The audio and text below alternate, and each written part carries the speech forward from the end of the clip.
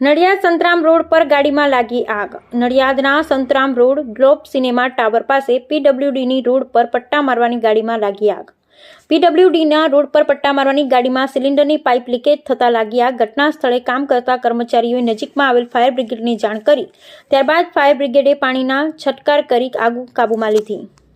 रामकरण, ये क्या वारदात हुई थी? ये वारदात ये हुई थी कि गैस की पाइप लीक होने से सिलेंडर के वहाँ कट्टे वगैरह जल गए हैं और आग लग गई थी। तो हमने फायर बम्बों को हैंड टू हैंड बुलाया। बाजार में कोई ऐसा कुछ नहीं हो, इसलिए हमने हैंड टू हैंड आपको इन्फॉर्म किया। आप क्या काम करते थे? ये रोड पट्टे का काम करते हैं। किसका है और कैसे वारदात हुई? ये वारदात गैस लीक होने से हुई थी। મારું નામ જયેશ શાંતિલાલ કાચાભાઈ, નડિયાદ ફાયરમેન। શું બનાવ બને? બનાવ ગ્લોબ સિનેમા પાસે સંતરામ રોડ ઉપર પીડબ્લ્યુ સાઈડમાં વ્હાઇટ પટ્ટા મારો રોડ માગે કામ ચાલતું હોવાથી એલપીજી ગેસના બોટલની પાઇપ લીકેજ થવાથી આગ લાગેલી અને કોઈ જાનહાનિ કે કોઈ ઈજાગ્રસ્ત છે નહીં।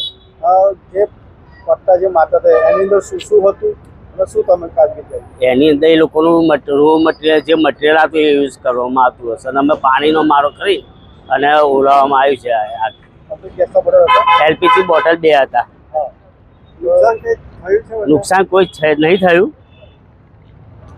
આનું કારણ શું લાગે છે? એટલે કે ગેસનું કામ ચાલતું હોય એટલે ગરમ કરવા માટે બોઇલર ગરમ કરવાનું હોય તો એને એલપીજી બોટલની સાથે પાઇપ આવે એ કંઈક લીકેજ થવાથી